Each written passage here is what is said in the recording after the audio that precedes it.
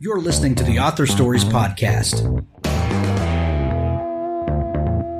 bringing you the story behind the stories and the storytellers. Margaret White, Terry Brooks, Sheena Kamal, Matthew Quick, JT Ellison, Walt D. Williams, Brad Thor, Corey Dr. O, Brandon Sanders, Robin Mock, Ernest Klein, Jim Butcher, Sherwin Harris. Visit hankgarner.com for archives of all the shows. Today's guest is... Well, thanks for joining me again for the Author Stories Podcast, where I bring you the story behind the stories and the storytellers. Today, I'm super excited to have Liza Nash Taylor back on the show with me. She was on last year, and we talked about her brand new debut novel at the time. It was called Etiquette for Runaways, and today she has a brand new book that's out. It's called In All Good Faith, and these books are connected, yet don't have to be read in any particular order, and we'll talk all about that in a little bit. But Liza, thank you so much for joining me again. Hank, thank you. It's so nice to talk to you again.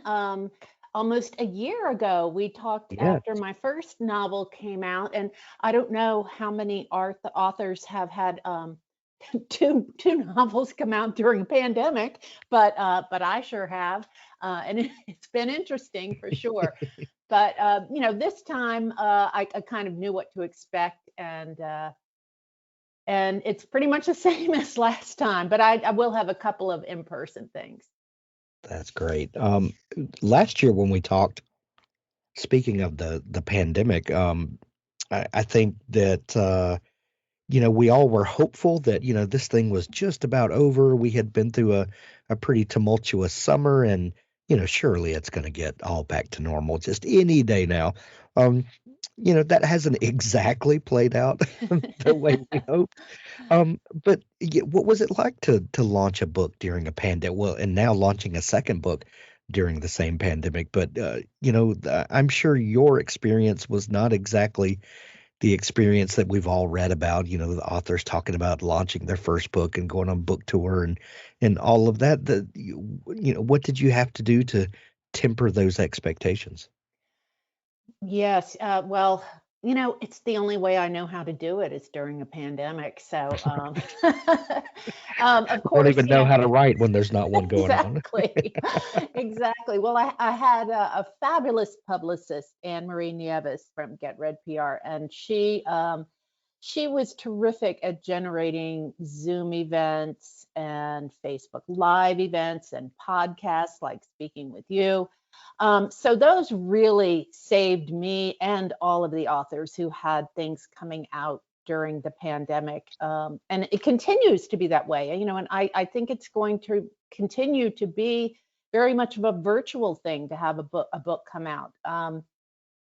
We all went out and bought ring lights and headsets and learned to do Zoom makeup, the women did. And, it's just, we all have had to adapt, not just authors, everybody has.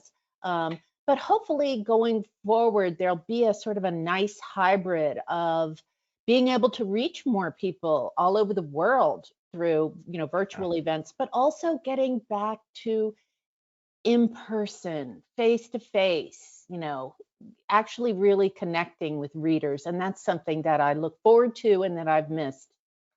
I'll tell you what, for folks that don't work in the book publishing industry and kind of know about the machinations that go on behind the scene that go into launching a book and getting the public aware of this new author and new book and all of that, and people like Anne Marie that you mentioned a minute ago are just kind of the unsung heroes of a lot of people being exposed to new books and new authors, and they really had to pivot on a dime and figure out, okay, how do we make the best of this bad situation? And I think one thing that a lot of people are very grateful for during this pandemic is that we really haven't had much of a shortage of books to read. And, thankfully, audiobooks and Kindles and things like that made it easy, when you couldn't walk into a bookstore. And I think those people deserve a lot of credit that people overlook.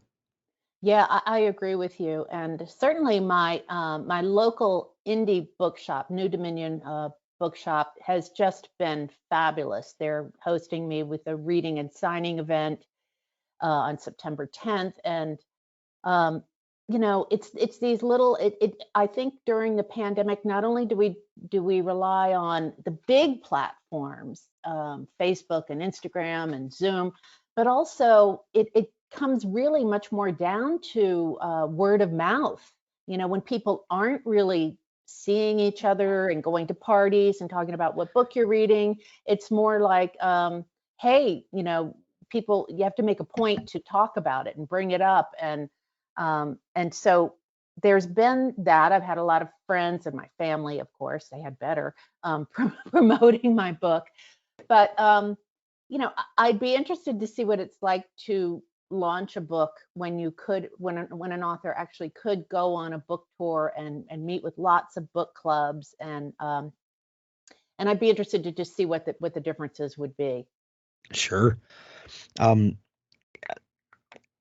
Help me remember when we talked last year about Etiquette for Runaways. That was a book that you had worked on for a little while. If I remember right, that goes back to um, your writing classes. The book was kind of born while you were working uh, on that writing degree. Is that right? That's right. Yeah, I was a late blooming writer, to say the least. I started when my youngest child went to high school. I started going back to school to take literature courses, and that morphed into getting a master's in creative writing. And I went to a low residency program at Vermont College of Fine Arts. So for 2 years, I was going for 10 days on campus, and then the rest of the semester working with an advisor from home. And so Etiquette for Runaways was my master's thesis after 2 years of working with that, and working with my first agent on that book. Um, so what happened was, I changed agents. Etiquette for Runaways went out on submission to publishers with my second literary agent. And while that was happening, and of course that process can take months, I had to continue my work in my MFA program. And so I started In All Good Faith, a second novel, which is a standalone sequel to Etiquette for Runaways. And it takes the same main character, one of them, Mae Marshall, 6 years later in 1932 during the Great Depression. That's okay. That clears up a little bit for me because I'm always fascinated, um, to talk about follow-up books because a lot of people have an experience like you where they have a book that they've worked on, and they've had time and space to really work on that book and edit and change a few things if they feel the need to or whatever, and very few people in the world um, know that this book exists and that you're working on it, and there's something about anonymity for that first novel that is just it's special. There's no pressure around it or very little pressure. But then you follow that up with In All Good Faith a year later, um, and I get now that you had already started working on that. Um, but what was it like? You've got that first book out, and now there's a schedule. There are expectations. People are looking for book two. What was that experience like of bringing book two to life in light of the first being published and not having any pressure? Yeah, well, it was interesting when my first novel came out. Of course, that's something that aspiring novelists, really that's what you want to happen. And what I didn't realize was that yes, my dream was coming true. My novel was going to be out in the world, but along with that comes a certain level of vulnerability that I hadn't anticipated. And for instance, seeing reviews on Amazon from complete strangers who picked up the book and can say whatever they think. Right. Um, there's something. It's like I compared it to like sending your toddler naked across a busy intersection, and you can just stand back and watch what happens. And so the second one, there's the same vulnerability. There's that same sort of offering up. Here's what I've created. I hope you like it. But in a way, my skin is thicker, and it's not going to define me as what people think about what I've written. So yeah, there is definitely, I think any artist who puts their work out is being open for judgment and feeling vulnerable. But I do feel a lot more resilient this time, and more confident, definitely more confident in talking about what I've done and why I did it and how it came to be. Well, in the first book, Etiquette for Runaways, we learned about May, and we followed her on this exciting journey, just a personal transformation. And in the new book, the Roaring Twenties, that are the backdrop of the first book, have given way to the Great Depression and the stark realities of that. First off, did you always know that you would continue May's story, and how did you start thinking about where you would take her and her story, and then characters that she would intersect with later? That's a great question. When I started in all good faith, I didn't know if Etiquette for Runaways would sell or not to a publisher. So I knew that it needed to stand on its own. And originally, I had a feeling that I wanted to continue May's story and pick up on the chapters of her life that would come after. And I had an idea of what that story might be. But at the same time, another character started bumping around in my head and wouldn't go away. And I've never had that happen. I've heard of other authors say that a character will spring into their minds fully formed. Right.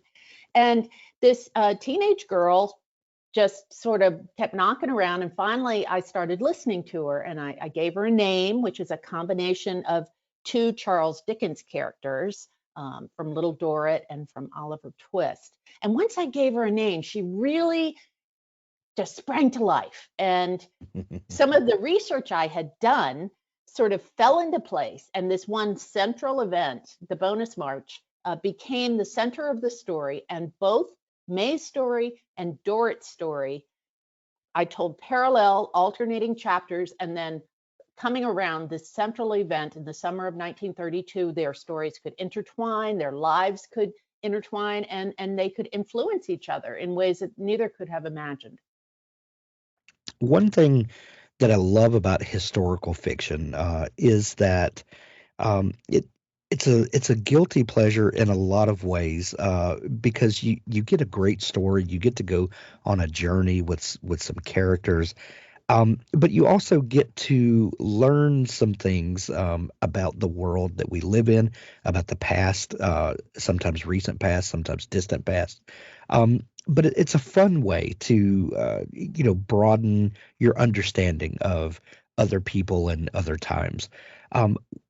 How do you balance, because you do this masterfully, balancing bringing us into this world, and the Depression era is far enough removed from us that very few people are still living that lived through that time, or they're getting well into age. Most of us don't have any understanding of what the world was like there.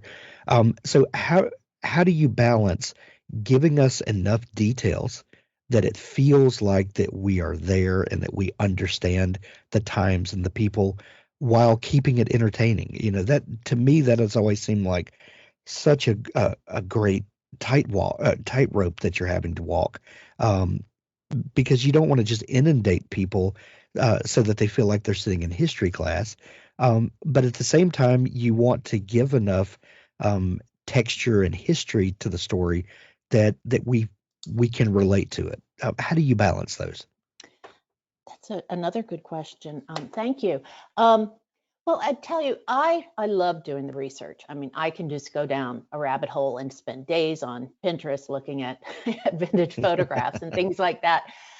So it is hard. Sometimes a little bell goes off in the back of my head. Sometimes, like, Liza, you're info dumping here. You know, like I find, for instance, Admiral Richard Byrd took 2.5 tons of Necco wafers to the South Pole. I'm like, oh, I really need to work that in somewhere. But, you know, at the end of the day, you have to say, no, that's an Instagram post. That's not, that's not a plot point. I really like to read first-person accounts or related first-person accounts. And one great source in my research was Stud Terkel's book called Hard Times, where he interviewed a lot of people from all walks of life who made it through the Depression and what their experiences were. And reading these first-person accounts, and then also reading contemporaneous magazines written during the day and novels that were written during that era, they sort of give me a feel for the language and the slang and how much things cost and what day-to-day life was like. And when I read historical fiction, one thing I love is finding out that minutia about day-to-day life, things that I'd never heard of, that as you said are like a little history lesson, but it's hopefully, you know, fun as you're learning it, and it gives you a little soundbite for a cocktail party when you know. Right. Authors, I have a fantastic new service to tell you about. It's called PubSite. PubSite is a service to help you build your very own website, your home on the web, where you can promote your work and give your fans a place to connect with you. PubSite is a website platform that allows every author, regardless of budget, to have a great-looking professional website developed by the book marketing professionals at FSB Associates. PubSite is the new, easy-to-use DIY website builder developed specifically for books and authors. Whether you're an author of one book or 20, or a small publisher, PubSite allows you to build, design, and most importantly, update your website pain-free. No need to be dependent on a designer or webmaster to make a small but costly change to your website. Save the money and do it yourself. PubSite is the best platform for authors because it's a book-centric platform. PubSite was built just for authors and small publishers. Every design, feature, and layout is book-centric. They have customized designs for you to use. It's easy to build. No coding or HTML is necessary to create a stunning, professional-looking website with all the features you want. Get a custom domain name, yourname.com. It's simple to update. You can add all of your books, add a blog and a book tour, sell from any retailer, manage your email list and social media, and even do e-commerce. Build your website with a 14-day free trial, then pay just $19.99 per month, which includes hosting. And we offer packages starting at $499 to set up the website for you. Pub-site.com, the place to help authors find their home on the web.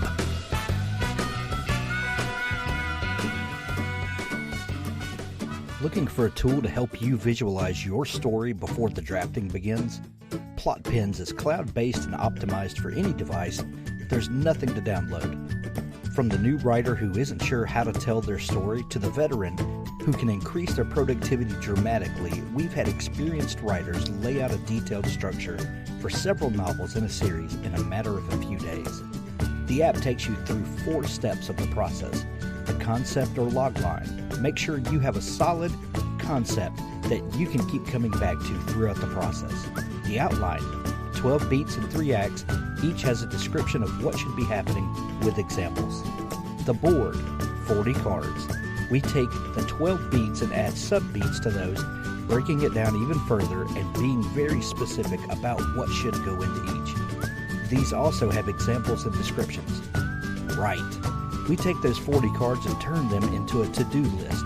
For a 50,000-word book, it's about 2 cards per chapter roughly. We have a beautiful editor built into the app. You can export your manuscript to a PDF anytime with the click of a button. Let Plotpins help you visualize your writing project. Use code HANK10 to get 10% off Plotpins. Plotpins.com.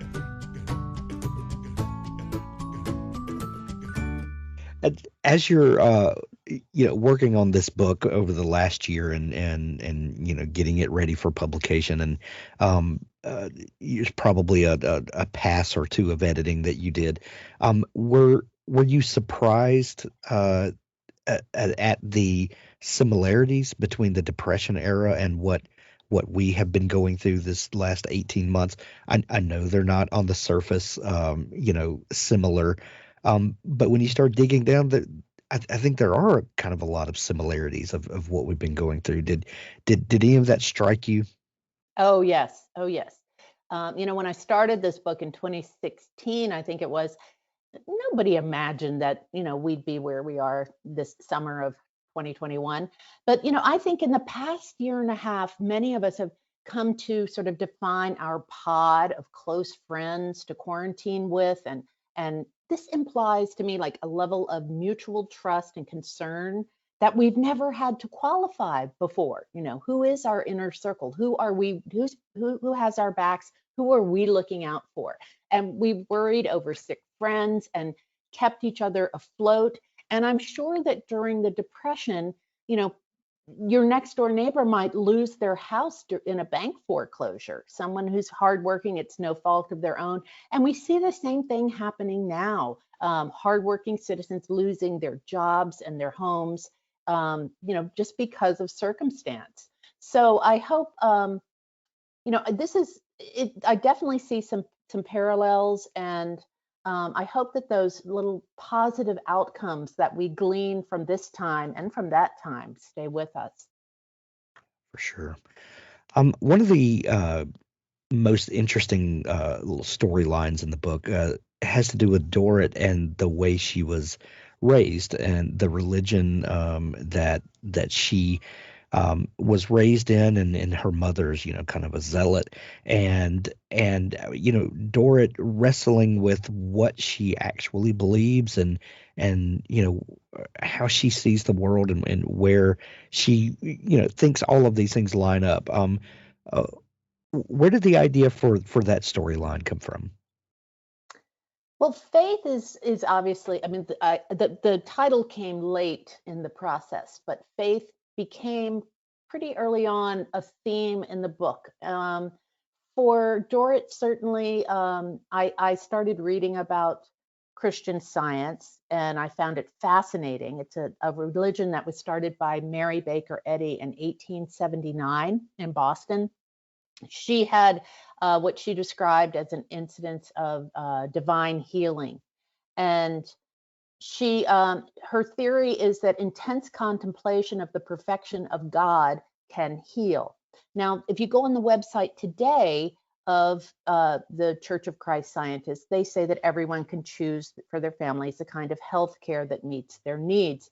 But it is a controversial religion, and Dorrit has been brought up with an anxiety disorder, and she knows she's not like other people. She knows she develops a set of rituals and distractions that get her through her anxiety attacks. And her mother is meanwhile telling her to pray to make it go away, to pray and get through it. And Dorrit realizes that doesn't work for me.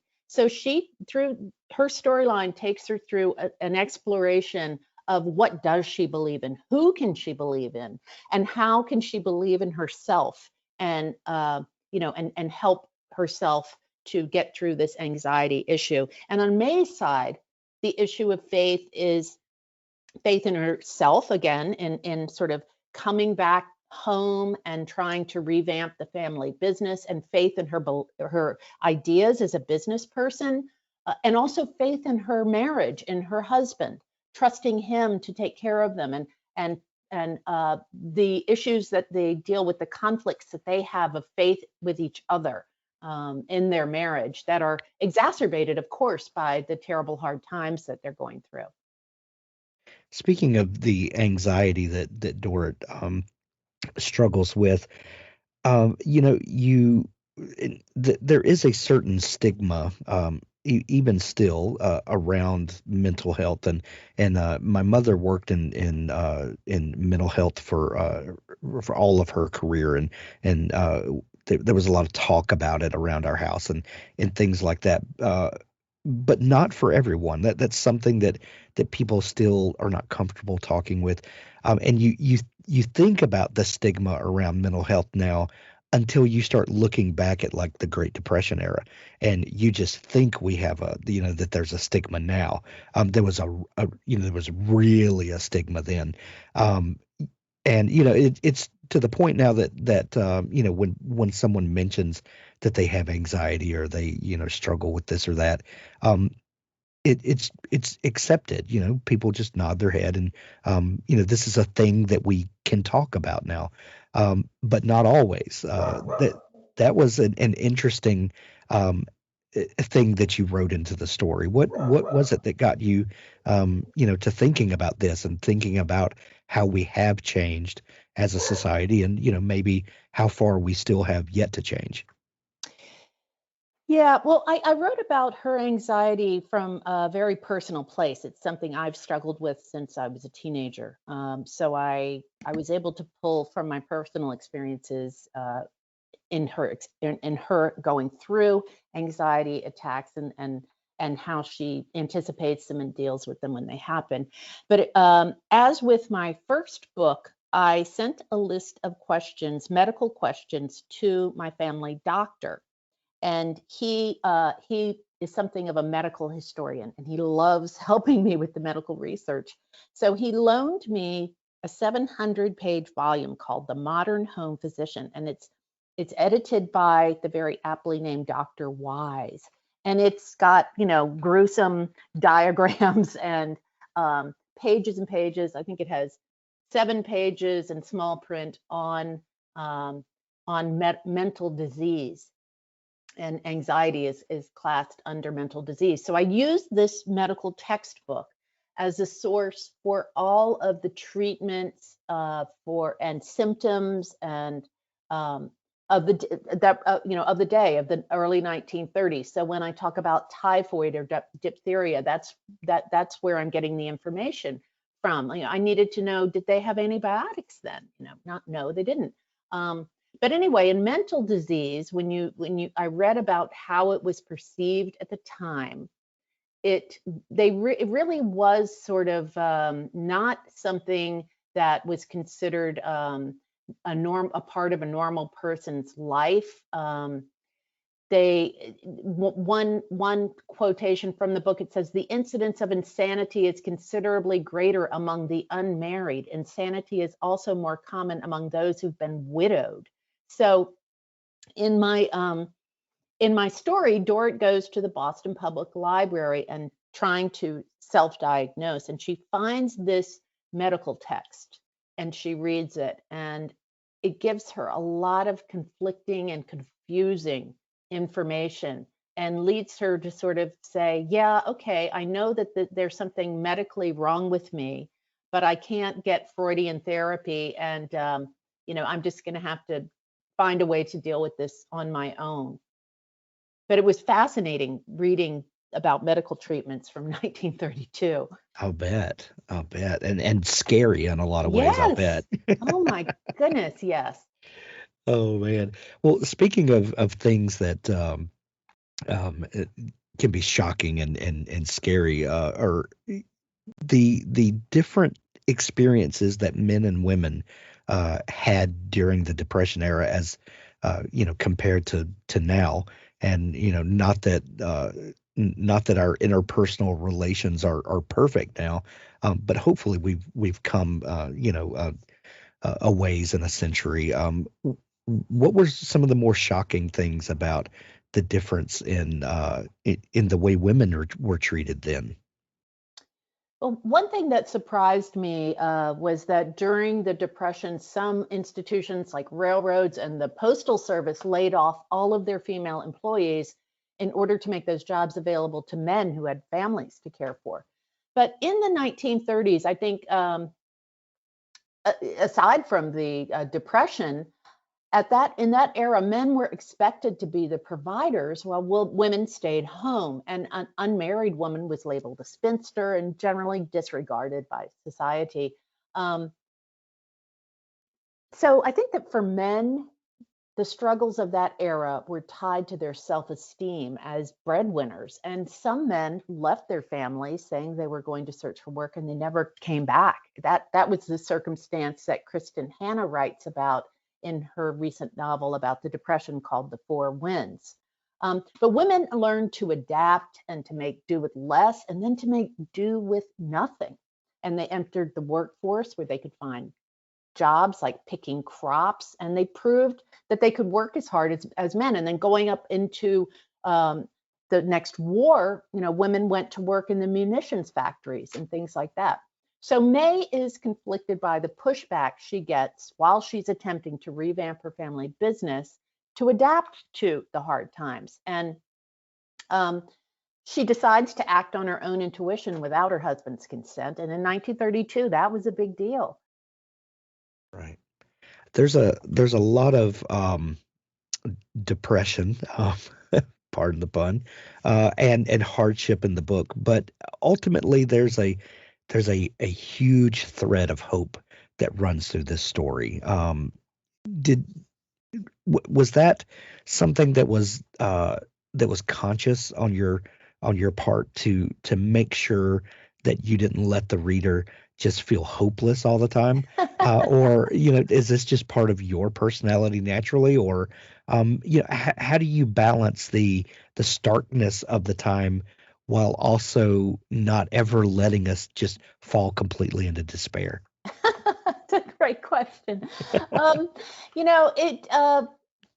It's perseverance and resilience. I did want this to end hopefully. I did want to see these two women from very different backgrounds come together and find an unlikely success. And finding a way to do that plausibly was a challenge. And I also, at the end of May's first story in Etiquette for Runaways, we left her at the end of that novel in 1926 in Paris, and she had just really messed up her life and lied to everyone who loved her, and she had a lot of work to do. And so I'm hoping, going into starting In All Good Faith with her story 6 years later, I wanted her to have a chance to redeem herself and to help others and to sort of really see her character arc, to see her grow as a woman, as now a mother, as a wife, and then, branching out from that as a businesswoman, as someone who can take a teenage runaway girl and help her and get her back on her feet and help her to blossom. So, that is a big theme of it, is sort of woman power of, these women in this hard time getting through and ultimately coming out with something hopeful and positive. Absolutely. In All Good Faith is available everywhere. When you're hearing this, you can go grab it in Kindle edition or hardcover or audiobook. Liza, have you listened to the audiobook? I've just started. I've listened to about 3 chapters. I don't know if you've had other authors tell you it's hard to listen to your own work, but yeah. I was allowed to help in the selection of the narrator. And Sophie Amos, they sent me several auditions, and then I had a phone call with Sophie Amos, the narrator, and we just immediately clicked. She's a native Southerner. She, I said, I want it to sound sort of like conversational, like you're just telling me a story. And yeah. I think she really pulled that off.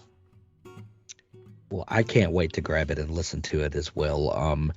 In All Good Faith is available everywhere. We're going to put links to it in the show notes where you can grab it on Amazon or from Audible if you prefer, or if your local bookstore is back open, go visit them and let's keep local bookstores in business during this hard time for bookstores, I know.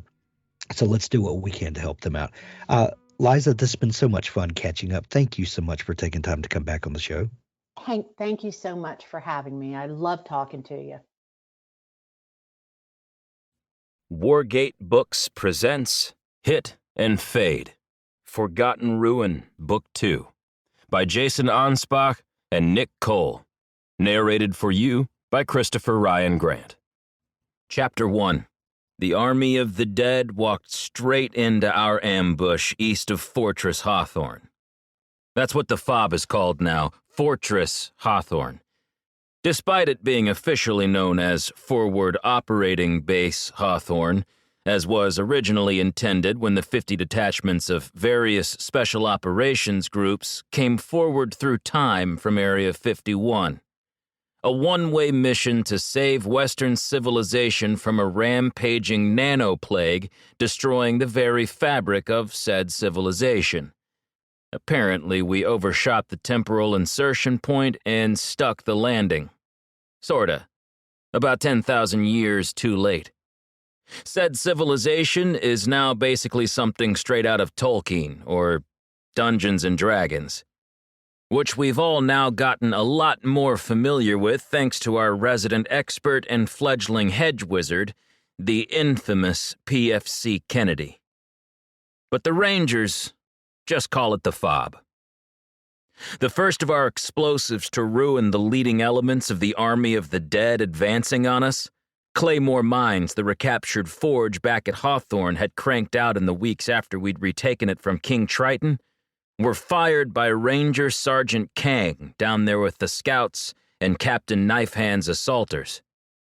It was close to midnight when the front rank of bony warriors, carrying rotting shields and spears, eyes glowing malevolently in the deep night mist, advanced into our ambush, only to get ruined by the daisy-chained claymores' sudden eruption.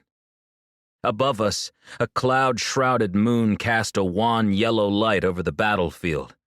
The night was hot, and spring was coming on full now. The pilots who'd gotten us here in the grounded C-17 back at Ranger Alamo, using their meteorology skills, had guessed it was going to be a long, hot summer ahead of us, and an early one at that. But there was a cold shiver in the dark on your exposed skin that you couldn't quite explain when you saw the dead advancing rank after rank. The bone warriors, carrying spear and shield, other darker creatures barely seen. The lower areas of the earth were graveyard cool and misty, so maybe that was it. Still, the brutal, unrelenting cold of our almost last stand back at Ranger Alamo was gone now. But not the horrors. There wasn't a night that some ranger didn't wake up out of a tormented sleep, breathing heavy, sidearms scanning the dark and looking for orcs and ogres to ventilate. I was sweating in the hour leading up to the attack, despite the night and the mist. Kurtz had us humping hard to get the 240 and all its ammo up to the top of a small hill that overlooked the area where we'd channel the advancing echelons of the Army of the Dead into further fun and games the Rangers had planned at a bend in a riverbed. If the approaching Army of the Dead continued on their current course track, they'd enter it for a brief period. It was decided by the captain we'd kill them there. And I was sweating. Not because of fear. No, not at all. "Firing," whispered Sergeant Kang over the comm as he detonated the mines. And 8 daisy-chained claymores spat thousands of steel balls all across the front line of what even I was still finding it hard to believe I was seeing through my night vision device. Skeletons. Warrior skeletons. Ancient warriors like something out of the Bronze or Iron Ages. Worked breastplates of molded plate or rotting scales. Green and tarnished, stamped with the markings of fabled armies fallen in battles long, long ago. Leather cuirasses on some, rotting boots, helms with broken horns, missing teeth, tattered leather kilts, beads and charms dangling from bone wrists, enigmatic holy signs and primal torques black with grave dirt, or from a funeral pyre long ago on some forgotten battlefield far from here, draped about the spine where the throat should be, where it rises to connect to a bone-white skull that seems filled with malevolent purpose and diabolical intelligence, malignantly so. Walking skeletons like something out of a Ray Harryhausen clay model Sinbad epic from the 1960s. Above, the sliver of moon gave enough light to strengthen our NVGs, making the night vision devices perform exceptionally well as we sprang our trap and watched the advancing elements get rocked by our initial high-explosive opening bid in the game we were about to play. The air was still and hot in the moments before the fight began as we lay there in the tall, sharp grass, waiting for it all to go down. I was thinking a hot cup of coffee would be nice about now, except my canteen only had cold coffee I'd brewed during the long, silent, and windy afternoon of preparation. Still, I was happy knowing I had some, rather than none.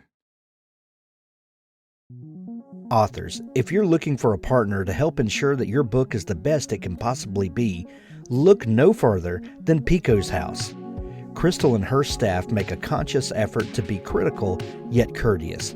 They also strive to make the business side of things run smoothly so that you can rest easy knowing that your manuscript is in capable hands. Whether you need beta reading, developmental editing, a manuscript critique, line editing, copy editing, or proofreading, Pico's House is the one-stop shop for you. Check them out today at picoshouse.com to get started.